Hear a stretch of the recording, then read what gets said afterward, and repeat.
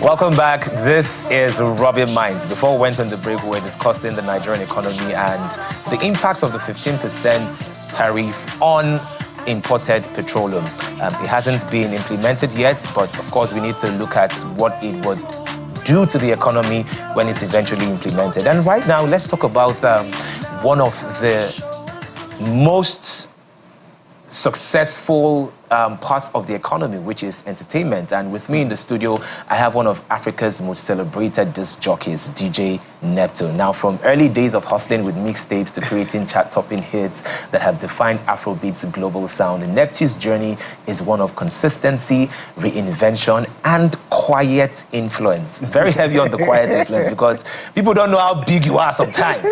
Welcome to the program. Thank you for having me, bro. So good to see you. I've lost count of the amount of important gigs I've seen you play at, both locally, globally. How often are you even in Nigeria these days? Oh man, it's crazy to be funny enough, because I was just having a conversation with someone like last week, and like in a month, maybe like less than a week.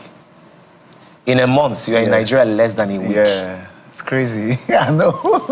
But I mean, I'm grateful to God. It's what we asked for, so. Okay, so we're going to talk about the implication of what you just said, on the economy. But let's talk about you, Okay. For the young person watching out there that is really struggling to find his or her feet in the world of entertainment, I'm sure they'll be inspired by your story. Who is DJ Neptune? Where did you come from? How did DJ Neptune become? Just share a bit of how you discovered your journey. I mean, for me, like growing up, music has always been something I wanted to do, like the entertainment space, regardless of not even figuring out if it was going to be DJing or making music or whatnot, but the passion was there, which was the main important drive, and then staying focused. It wasn't easy because my folks then didn't understand what I was trying to do, so I just had to stay true to myself, left my comfort zone for like 2 years, but while I was out there, I kept on reminding myself, you cannot afford to fail, so it was the passion and staying focused. And I'm grateful to God, my career started, did radio, was NATO's band DJ, got to travel around the world, still doing what I love to do. And now it's just like I'm having fun, I'm being paid. You just enjoy myself. Yeah. You've worked with some of the biggest names in Afrobeats, and do you sometimes feel like you don't get enough credit, or do you think you get enough credit? So to me, like, when people talk about credit, I just do what I have to do, because I'm just here to contribute my own quota to the industry with the talent that God has blessed me with, so I'm not really looking for that much justification in terms of achievement. For me, being out there, performing, touching lives, seeing people go home happy, people listen to my music, they connect with my sound and what I'm trying to do, that alone is enough achievements, and that makes me fulfilled. I mean, yeah, gotten a couple of accolades to that, I'm grateful to God, and I'm just doing me, man. Okay, now Afrobeat has seen this huge mileage globally. Everybody wants a piece of Afrobeat, and we've seen institutions, the international record labels, invest heavily in Afrobeat. Yeah. Do you think that's a good thing or a bad thing in terms of ownership? As an industry, are we getting enough of the bread? So let's say, for example, Wizkid, who is signed to a couple of international record labels, including his own label. Yeah. We don't know how many % he owns of whatever he makes. So let's say he makes $1 billion. What do you think is his typical take-home? And what is the implication for the African creative economy? So in terms of his take-home, that would determine on the contract they have and how good his lawyers were able to bargain on his behalf, because at the end of the day, it's music business. The international labels are pumping in money for marketing, for production, and then all of that has to be recouped, whether you like it or not. And that's where the conversation of co-ownership of masters comes in, because it's business at the end of the day. Say in the next 10, 15 years, the song might pop up and then it becomes a thing. That's part of the interest for the label, But what I would say in all of this conversation is, it is sweet, when you get those advance, but just know that you have to work for it. It's not free money, So that brings me to, we as African creative, we need to start thinking towards the direction of owning our own. you know, owning our own streaming platforms because we have the numbers. I mean, check out our population, over 250 million. All the DJ Neptune needs to sustain me for the rest of my career is probably just 4 to 5% of that population constantly streaming my music, coming to my shows. I'm made for life. You know, so if we understand that we have this power, we need to come together as one. What I don't like is everyone is trying to do this, I'm doing it on my own, which is cool. But you need to understand that collaboration right now is the new gold. When we go into the room as one voice, it makes the conversation more interesting and more beneficiary to we the creatives. Well said, well said. So there's also a hot topic that is out there where a lot of people are complaining that they can no longer afford big artists in Nigeria because of their fees. That's why you have us. They are not that expensive. That's where DJs come in, right? We are not that expensive. You know, we'll give you varieties and you go home happy. Right. But I mean, people talk about the big four. To call a Burna Boy now, to call a Wizkid, Davido, and would like to include Rema because he's also killing it. It's a lot of money, and a lot of show promoters can no longer afford to get them to have shows. Now, Davido has now said, you know what, I'm going to put in my own money, and I'm going to do shows out of my own pockets all across Nigeria to sort of give back. And a lot of people applauded that move. Now, what do you make of what Davido did? One, and then are we to blame the Wizkids or the Burners for not doing some sort of homecoming concerts? The honest truth is music business is expensive. You need to understand that. But then again, as an individual, you don't want to stay too disconnected from your roots because either you like it or not, that's where you germinated from. So you always have to put that into consideration. But with that being said, music business is not small money. So by the time they sit down and factor all of these expenses that have gone in through, I mean, you have to make the money back. You're thinking of how to make the money back. And in the process of doing that, globally, things are expensive now. Yeah, there's this economic meltdown, but it is what it is. What you would achieve with $500 5 years ago, that same $500 can't give that to you right now. So you have to up your budget, and that's where the conversation comes in. It hurts, to be honest, but as an artist, if you've gotten to a level whereby you know you have the power to put your own shows together, it's advisable to do, because at the end of the day, the people who are consuming your music, they also want to be able to connect with you with live shows. It goes beyond the music, and I will applaud Davido for that bold step. And then I would also want to use this opportunity to seek the government's support, because if we have standard venues all around the country with good security, it creates jobs for everybody, you know, down to the cleaner, to the last mile officer who is going to be there, and then revenue for everyone involved, you know. So there's a lot of money to be made in business, you know. Like, yeah, we have the crude oil, we have other natural resources, but trust me, entertainment is not something to be slept on. So kudos to David for that. Hopefully some of his colleagues would follow that footsteps. Everyone's got their own destiny at the end of the day, but that's something really, really commendable. All right, let's talk about the Grammy nominations and the Grammy Awards. We have our people being nominated again from Davido to Ira Star, you know, to Wizkid as well.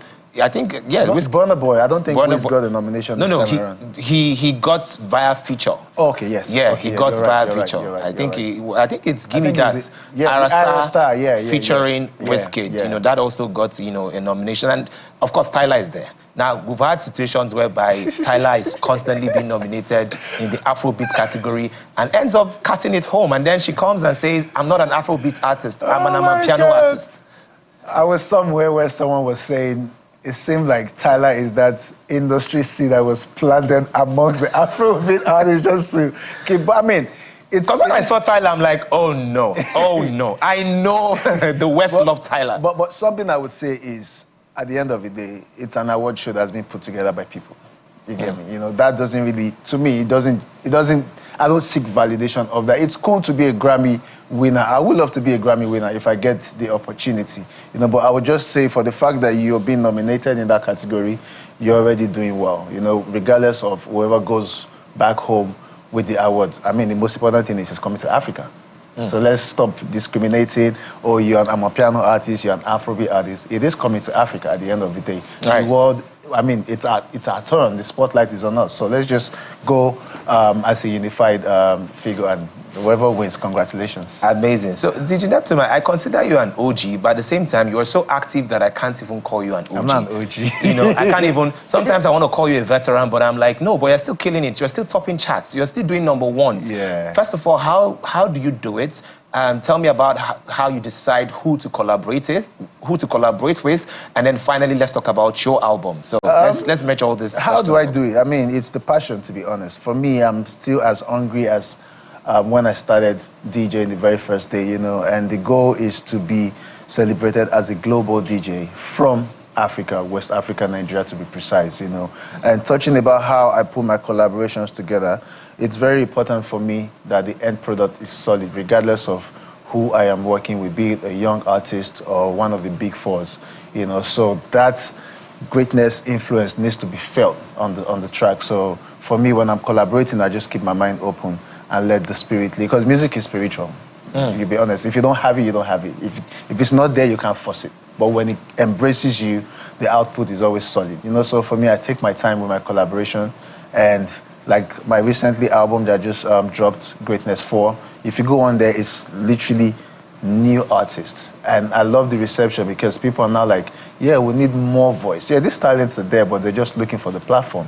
You know, for me right now, I'm at the level whereby it's time to give back. It's time to be part of people's story. And that's why I'm building all these beautiful collaborations together. Amazing. And that's one of your videos currently playing? Oh yeah, Dance No Dance with Swavy and DJ Neptune of Greatness 4 album. You should go stream that album if you haven't. Trust me, it's packed. And where can we stream these?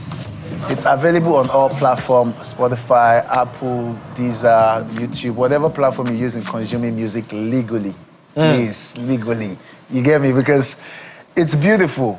It costs a lot of money, you know. So I don't want to do all of this and then I pack my bag and I go back to the village. I know. You know, so I mean, it's available. Just enjoy it and share with your friends. Is it that people cannot come together and try to bring down these illegal piracy sites, you know? Because I know that some of these illegal piracy sites have even built a brand that artists now pay them to put their songs on those sites. It's very sad. It's very sad. But I mean, hopefully with time, all of this will be eradicated. Yeah, that's where we need the government to come in, because if the penalties are there and you know for a fact that if you do this, you're going to face the law, you would want to do it the right way, because doing it the right way, you also make money as well. Right. You know, but just encourage people to do the right things. Okay, in a couple of days, we'll be singing Dirty December. Yes. And it's going to be a very tough period for DJs, artists, in fact, the entertainment ecosystem. Well, tough in a good way. Tough in a good way. Yeah. Also, as of last year, it generated so much money for the government that even the Honorable Minister of Culture, Arts,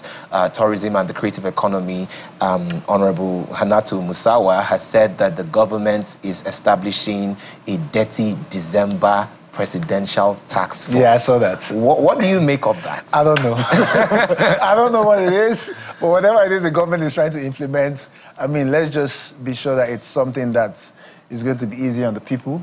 You know, it's going to make the whole Dirty December experience a beautiful one. I mean, I already love like what the aviation sector has done at our airports. When you're coming in right now, you just go and scan your passports.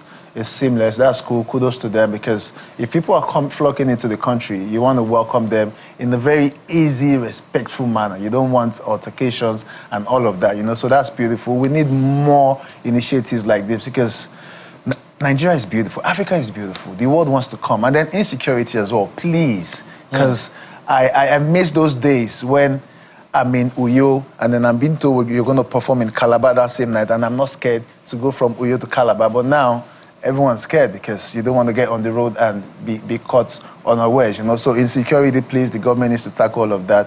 And with all these things being put together, trust me, we all together would generate lots of money from entertainment. Okay, the funny thing is that I think you've already answered the next question that I wanted to ask you, but if you could just maybe throw more lights, and that leads me to, you've played all over the world and you've seen the structure and you've seen what exists in other economies. You just mentioned that the Nigerian government should look into insecurity.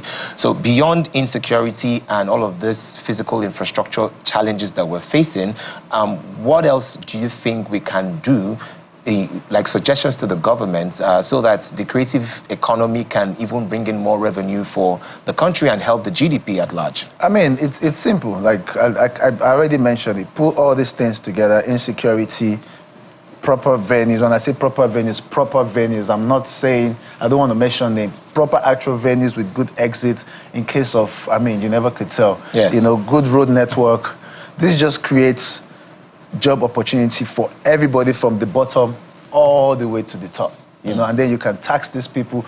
I mean, if all these things are there, why wouldn't we want to gladly pay our tax? Because we know that's what is going to keep maintaining all these infrastructures. You know, and then, I mean, have very strong penalties. If you do the wrong thing, you get penalized and you face the law. You know, with all of this together, we would have a beautiful environment and the entertainment will strive well. DJ Neptune, greatness. Thank you. Greatness for such a fantastic body of work. Thank you so much. And I'm incredibly proud of your growth. Thank you. I'm saying it like I saw you when you started. I was not there. I was still a baby. You're an OG. Yeah, but thank you so much for coming on to Rubbing Minds, and we wish you all the very best. And that's all we have for you on this particular edition of Rubbing Minds. My name is Hero Daniels. Until I catch you next time, please stay safe.